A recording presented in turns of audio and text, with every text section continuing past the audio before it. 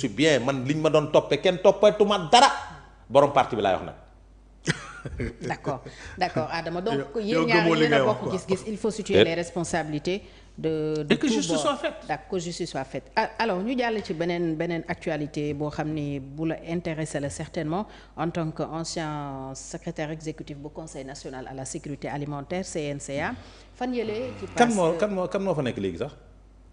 y en a personne. ah oui. c'est un poste vacant.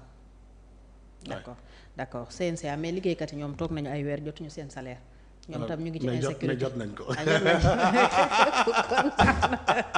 kon baax na alors insécurité alimentaire bi laal na département yu bëri ci Sénégal ba sax ñu tàmbali leen a defal ay cash transfert yoo xam ne je pense que ay ONG ñoom ñoo koy amal plus d'1,2 million de personnes 8 départements sur 45 yi ñoom ñoo ci mucc alors yow en tant que ancien secrétaire exécutif bu CNCA nooy décortiquer situation boobu.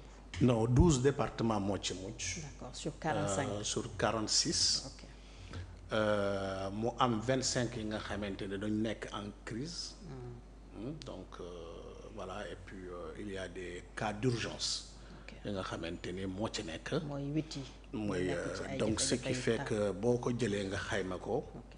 dafay nekk 1,313,000. romb na 1,200,000. non c'est ba romb na ko. parce que am na benn 91,000 et quelques yi nga xam ne dañu nekk dans une situation d'urgence. ok et l'urgence ça veut dire que donc mën na am ay bakkan yu rot. ah oui yooyu yan kii la yan département la maintenant nekk je peux pas réellement situer les départements. ok et situer des statistiques globales. parce que man je suis membre du réseau mondial de prévention des crises alimentaires donc à travers le monde. Et je suis encore membre vraiment donc de certains faîtières yi nga xamante ni dañuy traiter ces données là donc. mais su ma jëlee fi ndox mi jaaroon Podor Bakel. mais zone boobu foofu yëpp ñoom ñoo gën a sonn. ba ci centre bi. ok jusqu'au centre du Sénégal. Kaolack non attendez yaa xam nga li ngay traiter sécurité alimentaire ak li ngay traiter inondation bokkuñu parce que.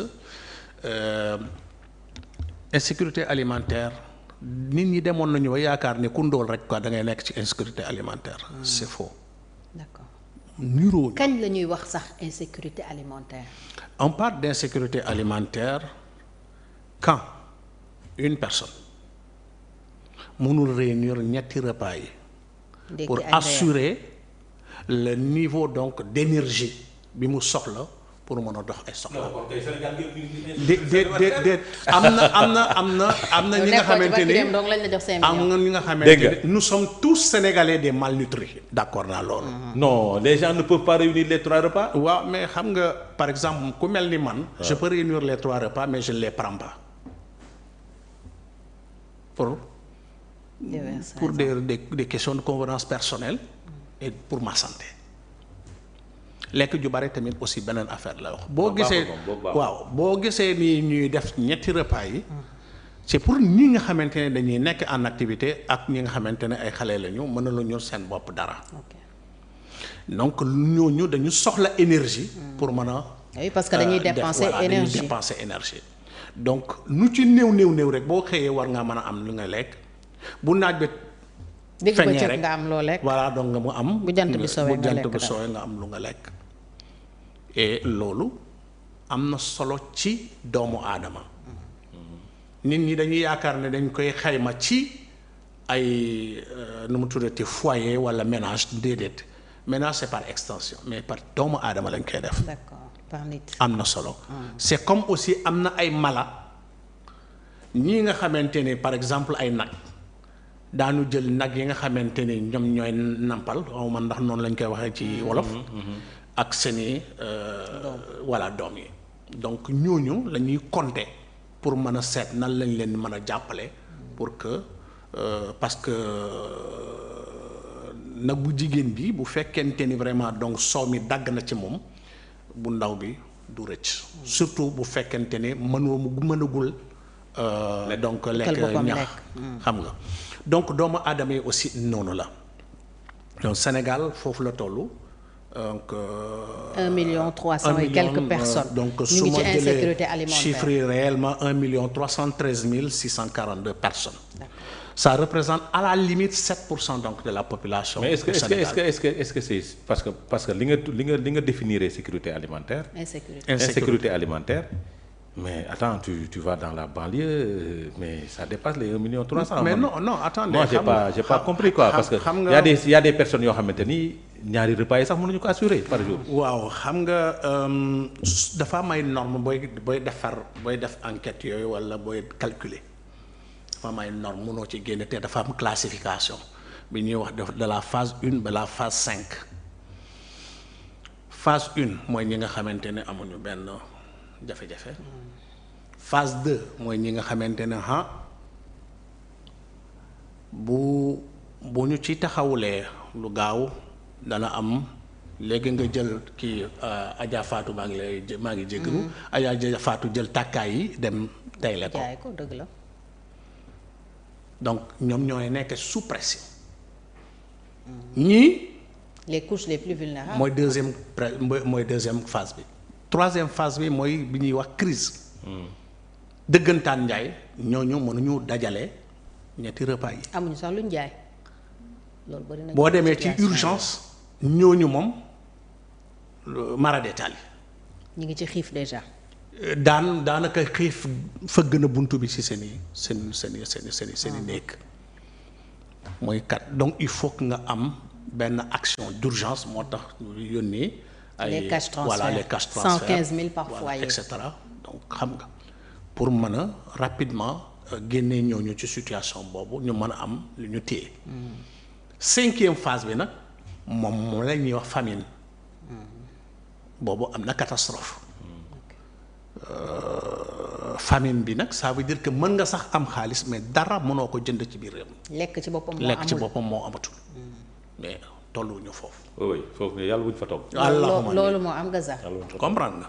donc boobu gis naa ko en 85. fii Sénégal waaw. donc yàlla ci yàlla mosal voilà effectivement mooy jamonoy bekkoor. voilà effectivement donc loolu yàlla ci yàlla mosal parce que man moom vraiment nangu nañu sama saako ceeb yi nga xamante ne moom laa amoon di ko yóbbu ca village ba. gars yi na foofu. oui les gens me l'ont arraché parce que disaient que c'est le fils du député voilà donc voilà nañ ko nangu ci loxoom tout ça là vraiment donc voilà et puis bon on l'a constaté comme tel. léegi situation yooyu bu amee il faut que mu am ay mesures parce que li ko indi aussi mooy que dans la zone de l'UEMOA dans toute la zone de l'UEMOA il y a une inflation terrible. inflation boobu rax ci dolli mu am inflation sur les produits alimentaires aussi.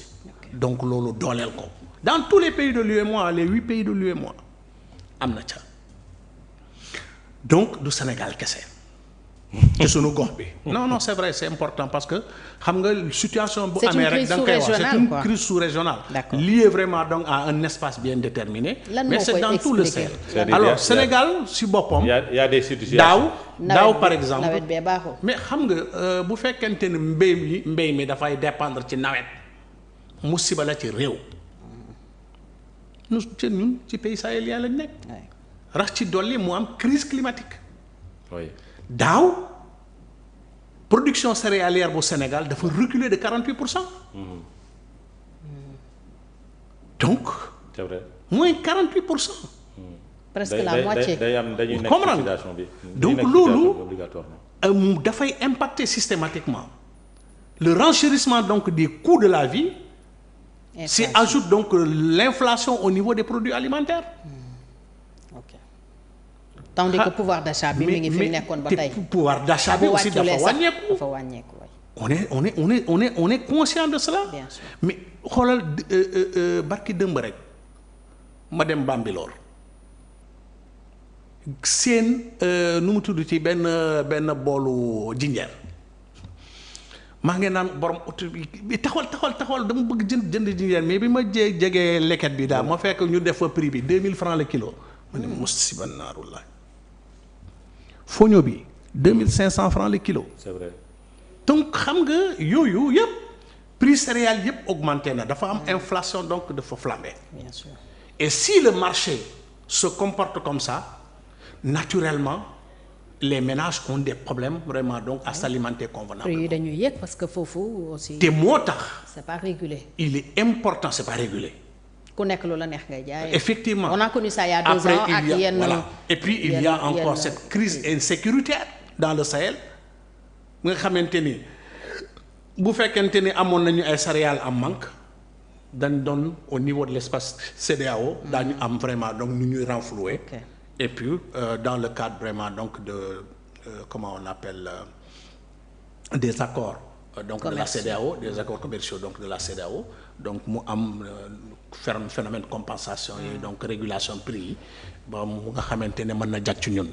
Réserve régionale bi aussi c'est un problème, la réserve régionale de sécurité alimentaire bi nga xamante ne près de la CEDEAO loolu war nañ ci mën a seet bu fekkente ne c'est fonctionnel rapidement que le Sénégal puisse demander vraiment.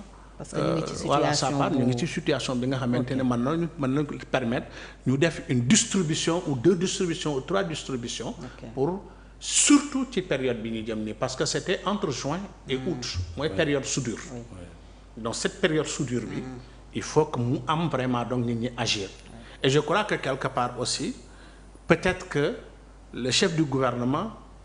A manqué de trouver vraiment donc des bulletins flash parce que utilité secrétariat technique bi et d'avoir vraiment donc le personnel fonctionnel et quelqu'un à la tête mooy nga mën a xelal rapidement le chef du gouvernement voilà c'est kii bi conseil national CNSA bi donc il faut mu am son secrétariat